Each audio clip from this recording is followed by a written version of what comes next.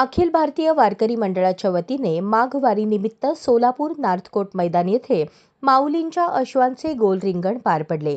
यावेळी माऊली माऊलीच्या गजरात भाविकांच्या जयघोषात आसवंत दणाणले।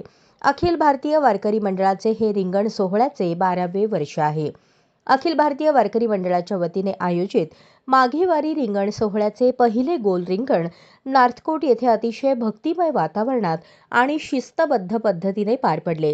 रिंगणाच्या सुरुवातीला पताकेधारी वारकऱ्यांनी माऊली माऊलीच्या जयघोषात धाव घेतली।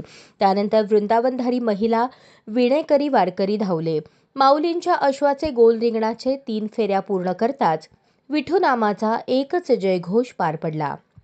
सोलापूर पंढरपूर मार्गादरम्यान माघी वारी रिंगण सोहळ्याचे 5 रिंगण होणार असल्याची माहिती अखिल भारतीय वारकरी मंडळाचे अध्यक्ष सुधाकर इंगळे यांनी दिली। माघवारी पालखी सोहळा 2025 यातील भव्य असं गोल रिंगण आता संपन्न झालेलं आहे। अखिल भाविक वारकरी मंडळाच्या माध्यमातून सोलापूर शहरातील सर्व दिंडी प्रमुख, संत ज्ञानेश्वर महाराज, संत तुकाराम महाराज पालखीचे प्रमुख यांच्या माध्यमातून हा भव्य गोल रिंगण सोहळा संपन्न झालेला आहे।